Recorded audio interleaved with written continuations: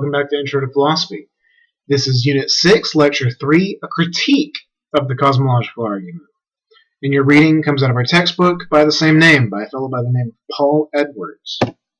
So, like normal, recap, go over the reading in detail, and look at some possible responses and issues with the thing. This probably sounds a little more simple than it is, but it's mainly because we're continuing looking really in depth at one particular argument, or at least the form of an argument. It is the cosmological argument. So, to recap and go ahead and get into it all. So remember that this unit we're talking about the philosophy of religion, and in particular we're focusing on the question of whether or not God exists. Now last time we looked at a couple of forms of the cosmological argument for the existence of God. This is, if you remember, an a posteriori argument for theism, that is the position that God exists. So the basic and short version says, because the universe is a certain way, and because we observe it and we know this, because the universe is a certain way and we know this through observation, we have reason to think that God exists. Now, if you remember, Richard Taylor gave us a general version of the argument based on explanations and the principle of sufficient reason, and Thomas Aquinas gave us the historically significant 5 ways, 5 different versions of the cosmological argument based on various features of the world to demonstrate the existence of God based on concepts like causation and degrees of perfection and contingency and stuff like that. We also saw at the end of the lecture that while the argument is simple and compelling, it's definitely open for criticism. There's a lot of room for other interpretations of things, room to reject certain ideas in favor of modified versions, and in this lecture we're going to be going into what some of those potential issues are in more detail. We saw a preview of some of the general kind of critiques that one could level at it, or possible places where someone could push back against the cosmological argument, and this time around we're going to look at those critiques in more detail. Now, I think it's worth clarifying just very briefly that just because you don't like the cosmological argument doesn't mean that you're automatically a non-theist or anything like that. And all it means is that you find this particular argument to be not very good. So you can actually critique the cosmological argument while still remaining a theist. You just think that there are other reasons, besides the ones given by the cosmological argument, to think that God exists. Similarly, you can be an atheist and think that the cosmological argument has some virtues to it. You could think it's the best of the available arguments for the existence of God, but still falls short in being definitive or conclusive or anything like that. And then there's the very general and open-ended question of whether the things proven by this argument actually should be named God in the first place, or whether they're just a general argument for something like a first cause, or the fact that there has to be something necessary about the universe. So, lots of room for interpretation, lots of room for discussion, and honestly, a lot of very, very cool stuff going on here. So let's go ahead and get to the material, shall we? So, the fellow we're reading this time around goes by the name of Paul Edwards, and he's a 20th century philosopher who only passed away about over 10 years ago, so he's a very recent and contemporary writer. And he offers us a systematic example of the kinds of criticism of the cosmological argument we've been talking about. Now, in this essay, he's mainly focusing on Aquinas' second and third ways, the arguments from causation and the argument from contingency, which both state that there must be a first cause and a necessary being, because otherwise the universe wouldn't exist. However, despite the fact that Edwards is so narrowly focused on these arguments, many of his points are general enough that almost any form of the cosmological argument must contend with them. So, for example, although he's critiquing Aquinas, a lot of his points could be made against Taylor's argument as well. It's also worth pointing out that while his critiques are general, there are also potential replies to each. So Edwards doesn't have the definitive say on any of this either. And at the end of the day, it's going to have to be up to you to decide whether the cosmological argument's replies and details are correct, or whether the criticisms are correct. So, or convincing, I guess, rather than correct. So remember to keep an open mind, and we'll think about this stuff. So what we're going to do in this lecture is we'll go through each of his criticisms in turn, and then, like normal, at the end of the lecture, we'll go over all the replies together. So, The first main criticism that Edwards gives against Aquinas' argument is an issue with Aquinas' argument for a first cause. Technically, he points out in the very first part of the essay about the whole, can we even really consider the object of this argument God? But his main criticism has to do with the argument from causation. He points out that Aquinas argues that without a first cause, nothing would exist. So if we've got a chain of events or a chain of entities like A, B, and C, where A causes B and B causes C, then Aquinas argues that without A, B and C wouldn't exist. The intermediate and the final things wouldn't exist without the first cause. A first cause is needed to get the chain going, according to Aquinas. No event A, no chain. It's a really easy thing to describe with metaphors, like say with a train. If there's no engine pulling the front of the train, then the middle car and the caboose aren't going to start moving. Without an engine, the whole thing can't go. Same goes with, say, a set of people being born of each other. If your grandparents didn't exist, your parents wouldn't exist, and you wouldn't either. So according to Aquinas, no grandparents, no engine at the front of the train, there's no motion, or you wouldn't exist. So, in Aquinas' language, he says that if you were to take away that first cause by starting an infinite regress, then the whole chain wouldn't exist. Edwards argues that this is a confusion on Aquinas' part. You see, Edwards is going to argue, or does argue, that when Aquinas says that an infinite regress is impossible, Aquinas is making a mistake. He's saying that Aquinas is mistaking A doesn't exist, for A also has a cause. And this is really a critique with the way that Aquinas presents the argument here. Aquinas says that if you have an infinite regress, you in effect take away that first cause in the chain. You've taken away the thing that gets the rest of the chain going. And on one level, this is true. You've taken away the fact that it's a first cause. You've taken away the unique end that makes the rest of the chain work. But Edwards points out that technically A is still there in the chain. You've just added something else in front of it, like now Z causes A, which causes B, which causes C, and so on and so forth. So technically, you never take away that first cause. You just take away its importance in an infinite regress. If you say that there's an infinite chain of things, you never actually broke the chain. You just added more stuff to it and then made it less important. So, an infinite regress doesn't actually lead to the whole lot of non-existence that Aquinas worries about. And this may be a fault primarily with Aquinas' presentation of the argument, but if you go back to our reading on Aquinas' 5 ways, it's absolutely there. Edwards, in this point, I think is actually probably right. Rather definitively. We don't have to debate this one all that much. There are other ways to interpret what Aquinas says, and we'll get to those in just a second. But, overall, Aquinas does make a pretty wonky presentation here. Now, maybe there's something going on from the Latin. I actually don't have a copy of the Summa Theologica to compare them, and my Latin's a little bit rusty. But, overall, I think Edwards makes a good point here. The presentation, at least, of this first argument leaves a lot to be desired. And Edwards points out that there are other potential objections here. Maybe the argument causation does prove that there has to be a first thing in a chain. Suppose we grant Aquinas that. But maybe there can be multiple first causes. Or maybe the first cause used to exist but doesn't exist anymore, in which case it's not a useful argument for the existence of God. It says that, maybe something kicked off the chain, but then it died or perished or got subsumed into the rest of creation or something like that.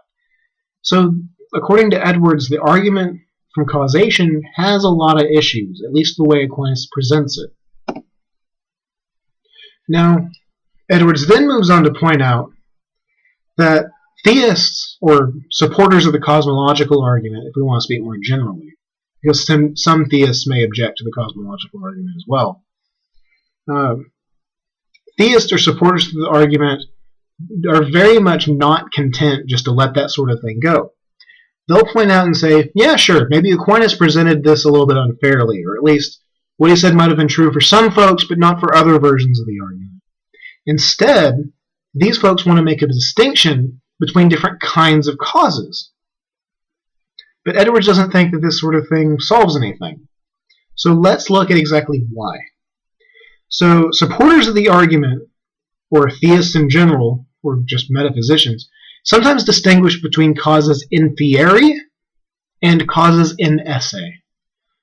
Causes in fieri, literally meaning causes in becoming or in being made, are causes that bring a thing into existence and then don't do anything else. Whereas a cause in esse, literally meaning a cause in existence or a cause in reference to existence or being, keeps the thing in existence. A really good example here would be the idea of a blacksmith or an architect or some other kind of craftsman. Let's use the blacksmith. Suppose that a blacksmith, a guy who makes things out of metal, especially iron, is making a horseshoe back in medieval ages or something. The blacksmith brings the horseshoe into existence. He is the horseshoe's cause in fieri. He is the cause that brings the horseshoe into existence. But once he melts down the iron and hammers it into shape and gives it all of its details, the blacksmith's job's done. If you're building a house and you put all the pieces together, once you assemble the house, the architect or the construction guy's job is done. He doesn't have anything else to do with the continued existence of the house. So he is a cause of it, but he's a particular kind of cause. And that's different from the cause, from the explanation, the thing that keeps that object in existence. You see, the blacksmith may make the iron into the shape of a horseshoe, but there are certain facts about the iron that actually keep it in that shape, like it's how rigid it is, how strong it is, particular details about its molecular structure and the way that it interacts with other atoms.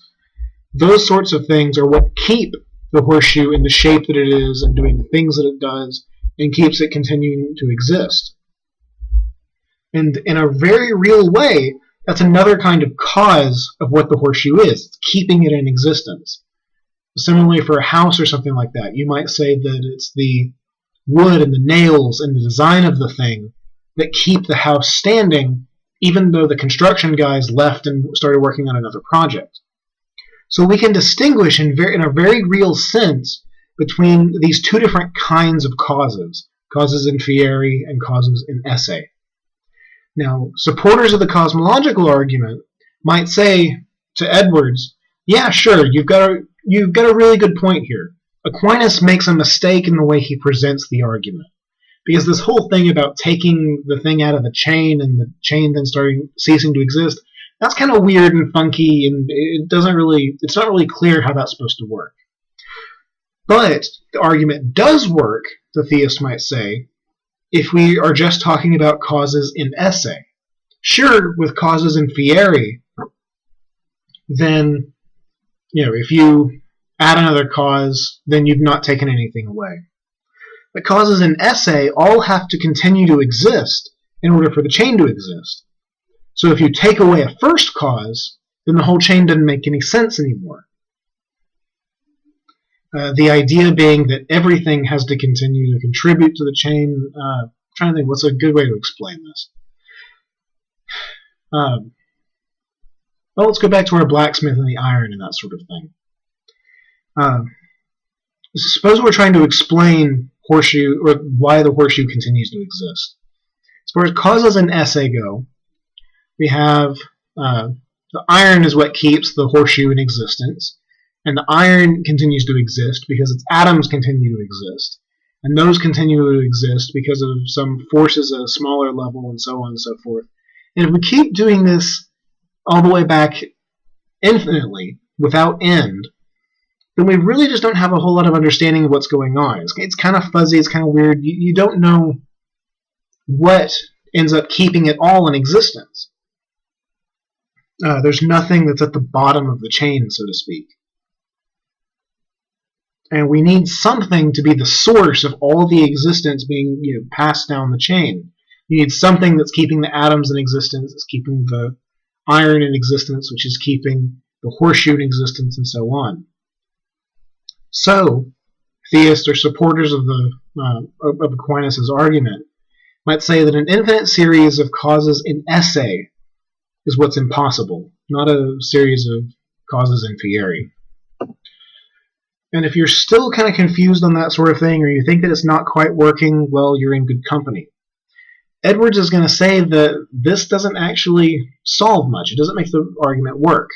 Sure, it might dodge some of the issues, but not all of them, because it's not clear that everything needs a cause in esse. See, Edwards points out that, like say with our horseshoe example, that some parts don't seem to need anything else to continue to exist. Sure, the horseshoe needs the iron to continue to exist, and the iron needs the atoms, and the atoms might need protons and electrons and the like, but what do they need? They don't seem to come into existence or pass out of existence. In fact, it's a basic rule of science that matter is neither created nor destroyed in the normal course of things. It's known as the law of the conservation of mass, or the conservation of matter, depending on the context you're talking in. So, why think that they need actual causes in esse? Why think that they depend on anything at all for their being?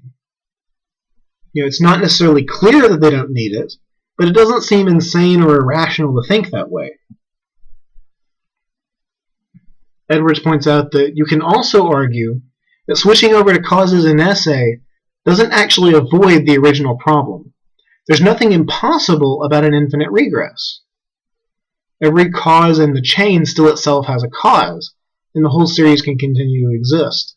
You might remember we made a point about technically fulfilling the PSR, about everything technically having an explanation, and that's really what's going on here.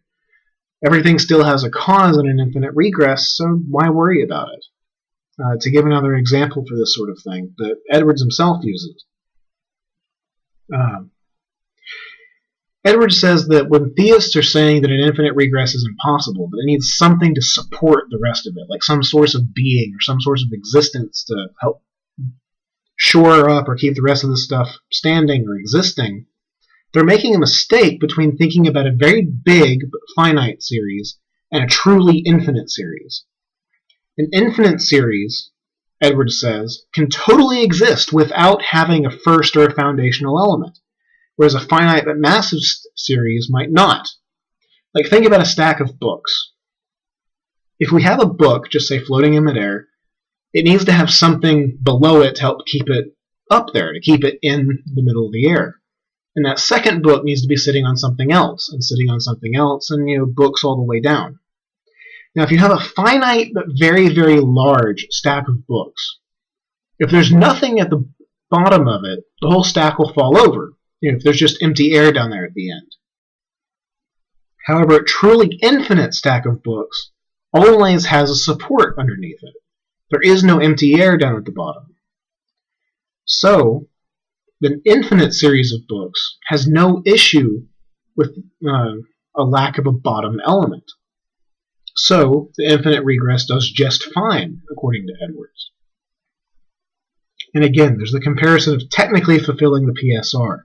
If the PSR says that everything has to have an explanation, then so long as each individual element has an explanation in the form of the thing before it in the chain, then everything's just fine, and there's no need to worry. So this whole cause and theory, cause and esse thing doesn't actually solve very much.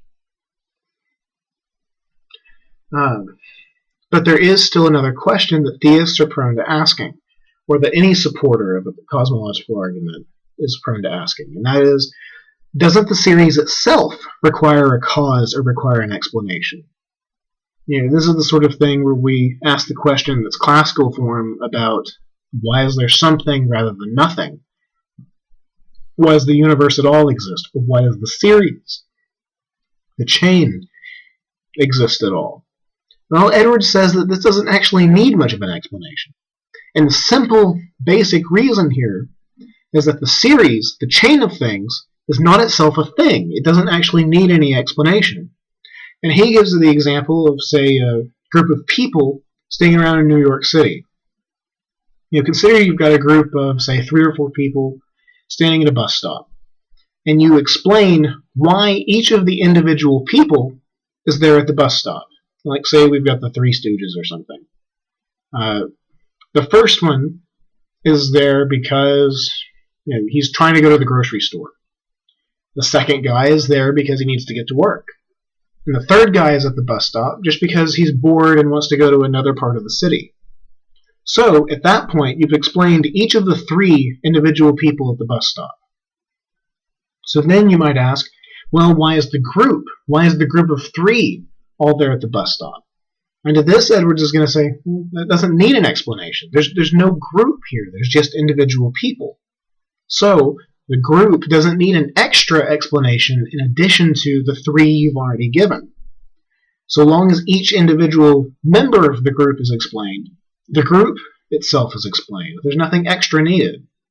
And Edwards is going to say the same sort of thing applies to the idea of the series. So long as each element in the series has an explanation, well, then the series itself is explained. Nothing else is needed. You're just asking for nonsense or something that can't be given. So Edwards is going to say, this type of reply doesn't really work, and it doesn't really solve anything. Well, what about the contingency argument then?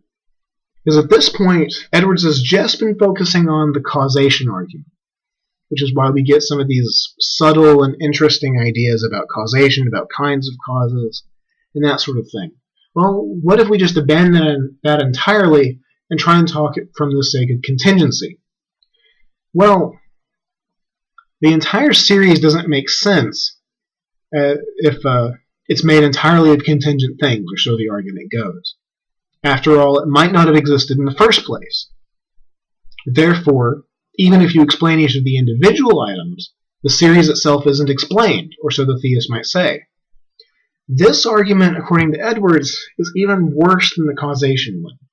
Because for one, and just a classical criticism you guys don't have to worry about all that much, it treats existence as a property, which it just isn't.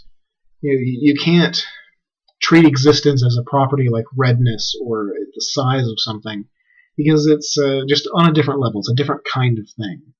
But ignoring that, which is needs a lot more discussion than we have time for, more importantly, the kind of extra explanation being looked for here by theists isn't really possible or needed.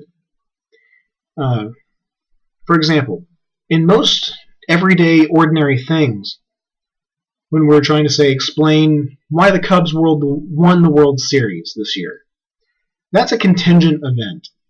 And if we try and explain it, we're going to make reference to things like, well, the coaches worked really hard at training the players, and the players had a lot of really good skills, and the weather cooperated, and the Indians made a few mistakes, and a whole number of other contingent facts.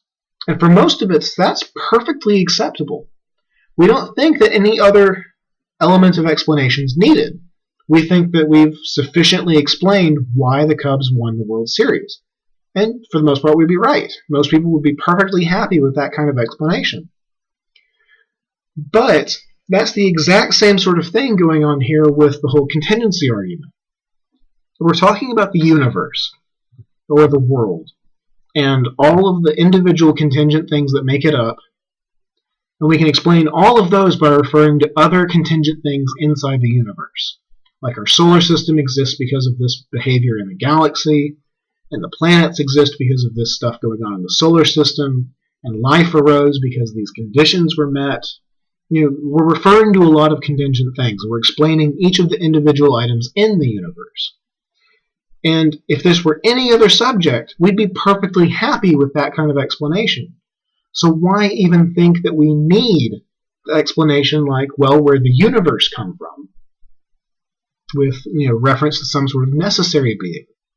Edwards points out that's just a ridiculous thing to ask for. We don't need it in any other situation. We don't need it to explain anything else. Why should we think that it's needed now? And that seems to be a rather strong criticism of this type of argument, of this type of demand for explanation. And Edwards has a few more things to say before the end of the essay. At this point, he goes on to discuss whether or not he's committed to the possibility of the world itself being uncaused, but that's kind of outside of our focus. Our main focus is his critique of the argument, and at this point in the essay, he's wrapped it up. So, This is the point where we ought to pause and ask ourselves to evaluate things. Are his criticisms good ones of the argument? And as I mentioned before, if we just go down the list, I think his very first criticism about the argument from causation, saying that making a caused thing rather than an uncaused thing, that is taking away its first cause status, doesn't make the whole chain cease to exist, I think it's a good one. Honestly, I think Aquinas just really presented his point very badly here. For a brilliant guy, he gave a very odd way of presenting and talking about the whole thing. But as far as his other criticisms go, it's less clear whether some of those are successful or not, and it's very much something that I leave up to your interpretation.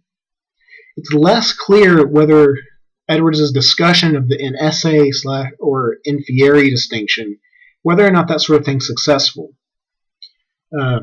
Again, I know that the distinction between those two causes is a little bit fuzzy, and it's because it's a hard thing to talk about in today's current stuff. If you still have questions on it, feel free to email or try and meet with me to discuss this sort of stuff, and maybe we can talk through it a bit better.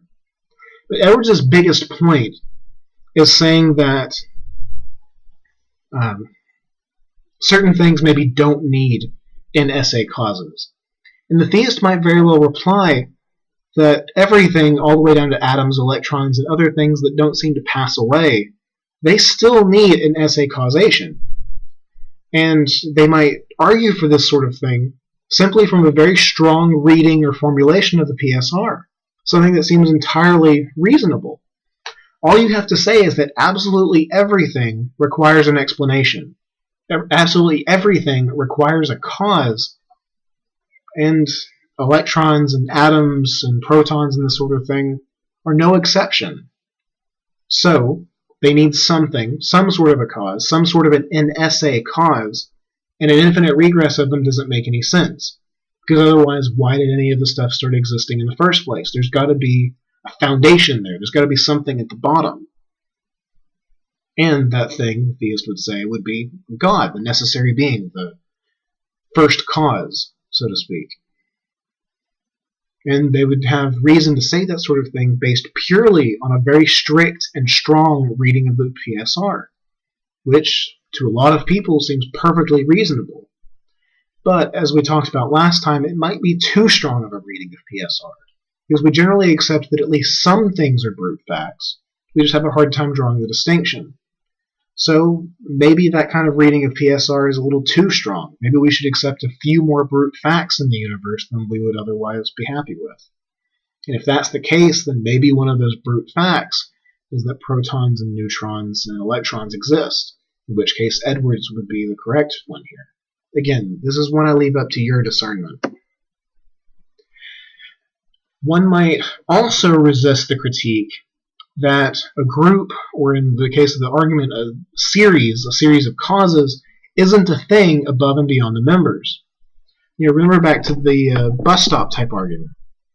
One might argue that the bus stop thing doesn't really match up very well when we're talking about it's not analogous to our discussion about the universe or whether or not it exists. Because, for example, while a group of people waiting at the bus stop may not need an extra explanation in addition to explaining all the members, well, the city of New York, or the continent, or the planet, or the universe in which it exists, those still need explanations. More directly, based on a strong reading of the PSR, it still seems to make sense to ask, why does the chain exist at all? Why does the chain of causes and things and existences exist at all? Why is there not just nothing floating around in an empty void? Why is there something rather than nothing? And that still seems to be a slightly more relevant question than asking, well, why is there a group of people? In addition to asking about each of the individual members.